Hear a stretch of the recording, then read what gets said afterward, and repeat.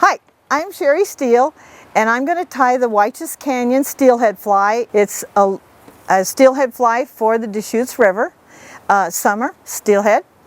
And this is a fly I designed for the Deschutes Land Trust as their signature fly. So here we go. You just use whatever size hook you want. If you want this fly to be smaller, larger, it depends on the size fish you're looking for. But you just put the hook in the vise and you do a easy thread wrap. This is a beautiful fly, but you just have to remember, even though it's so beautiful, we want you to fish it. The materials here are pretty simple. They can be bought in any fly shop. This is just oval tinsel. It's not a big deal. That's going to be the tag part of our fly. It gives it a little flash at the back end. And you just take your oval tinsel, put it on the thread like this, and you can just pull it right up. That makes it an easy way to grab hold of that. So you only need 5 wraps, and then you tie down on the bottom of it. And then you just want to wrap this forward. You're going to tie, instead of cutting off the tinsel, which some of the tiers do, depending on whether you're doing a classic or not. And then you stop right at the hook point, right there. Then you need the next material, which is this. It's red. It's Lagarten. Then to tie this, you do basically the same method. You're going to come under here and bring it up, tie it down. So it's really easy to handle this material if you just load it, let it sit, and then start wrapping. And you're just going to make smooth wraps back towards your tag. And then when you end up at the hook point, you tie down on it on the bottom.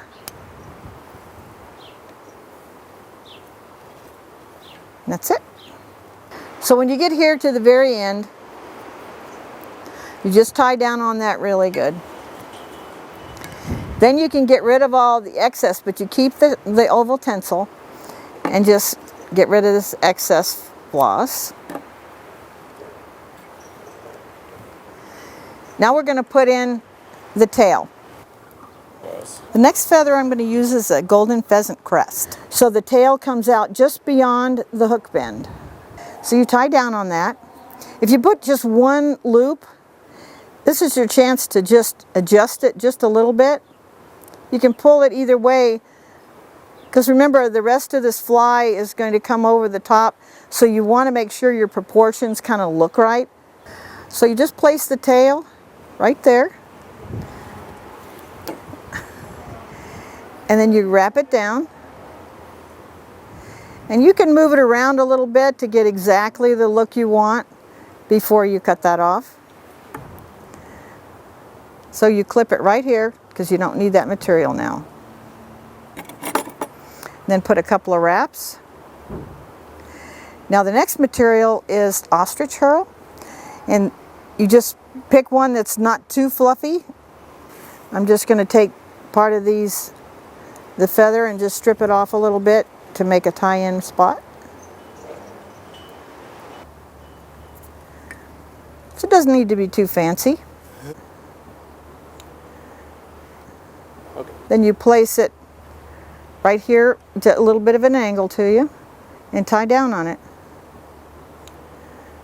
And then you clip the excess. Now all we're doing is covering up all this stuff that we made, this mess that we made. And you just wrap it.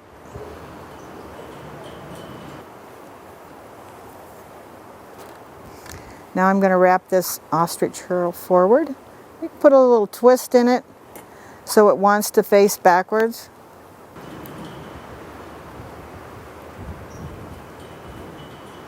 You hold it up like this and tie down on it. And then clip off the excess. The next material is your body color, which is this Deschutes Land Trust. This is their signature color, so that's why I picked this for the design of this fly. And it's just, again, it's the Lagardin French silk. Use the same method again to pull this up and mount it to the bottom of the fly. Just a couple of wraps.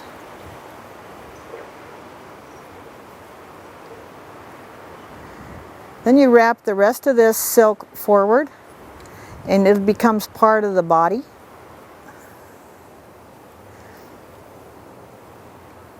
So you just keep wrapping.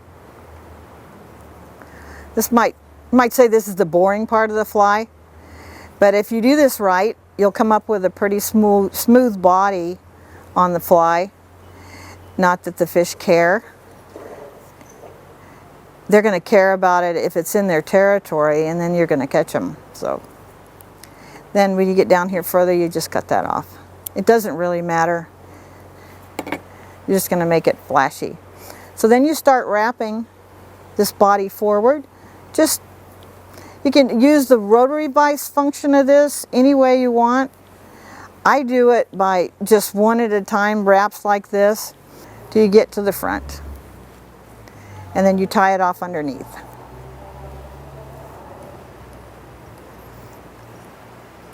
And clip off the excess.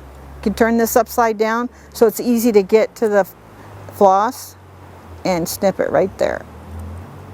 So once you get the body finished, then you wrap the oval tencel forward and just spiral it. It can be as many wraps as you want. Remember, this is a fishing fly, so it doesn't have to be all beautiful. It's only for you. And then tie down on it. We're trying to get a very flowing look to this fly so it flows back when it goes through the water. So I want something pretty long.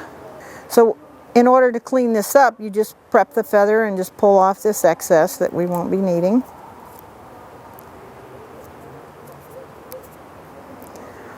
Then I use what we call the third hand. This particular clip is developed by Henry Hoffman.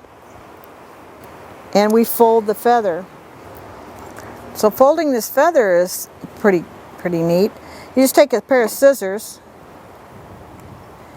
and run it across and see how the feather starts to bend. And that preps it for the direction you want it to go when you put it on the fly. So it looks like that. You just hold on to the feather and kind of grab it like that. This becomes your tie-in point right here. Lay it across there. Tie down on it. And then clip off the excess. Now here's the fun part.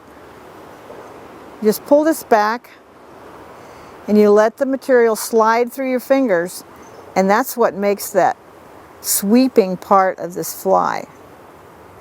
You just hang on to it and let it go.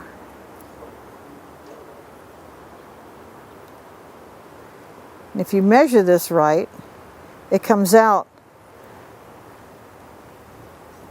perfect. Very nice. Very nice. And then just cut off the excess.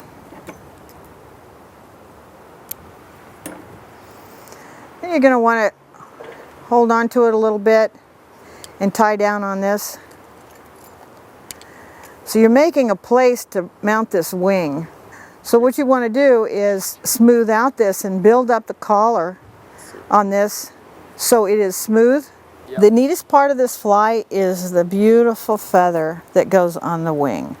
Now this is the great Argus pheasant, and one reason why I really wanted to design this fly is this looks like the canyon wall of the Whychus Canyon.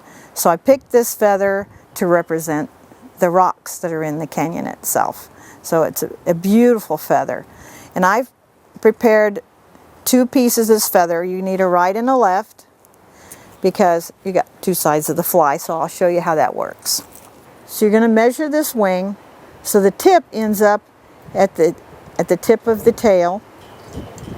So you measure this so it comes out smooth right about there. Your thread wants to be placed right where your first wrap is going to be.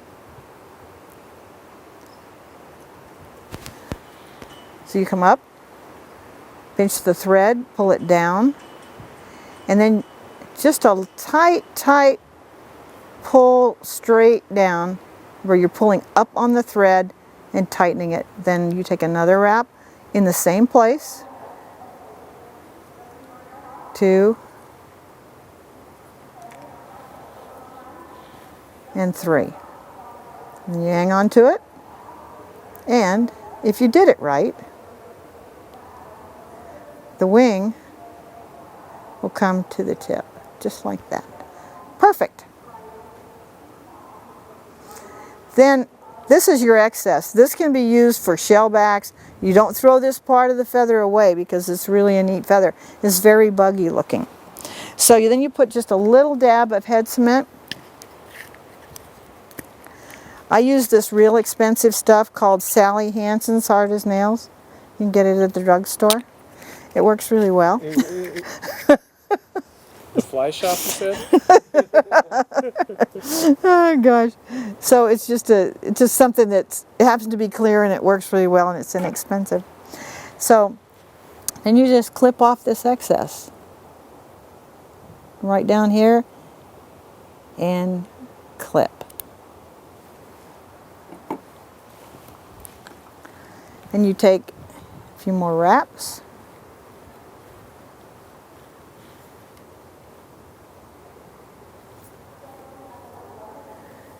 You see that wing starting to come down?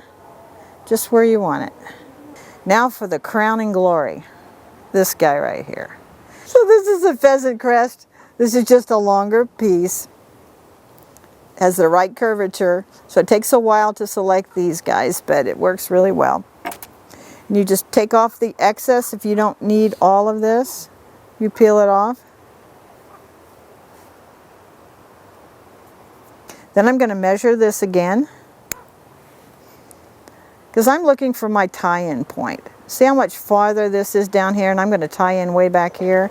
So I'm going to keep moving these tweezers till I get the right length that I'm looking for. Just be really close to that. It's a little bit too long yet. So we want the pheasant crest to come and end up right there at the tip of that tail.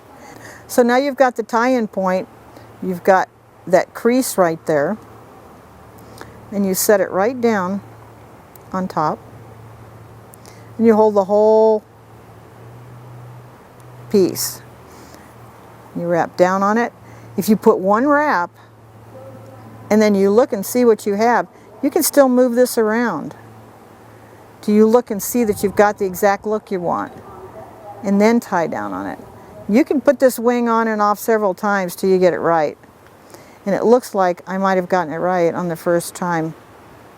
Let me see how that looks. Well, see, it's a little bit off center, so you want to take it off. If it's a little bit off center, you can put it right back on again. You just keep working with it till you get it exactly the way you want it. That I like better. Just like that. Now you can take care of the whole thing again, and you can wrap down on it. Because this is going to swim. When you skate this in front of that 30-pound steelhead, he's going to slam it. The fight is on.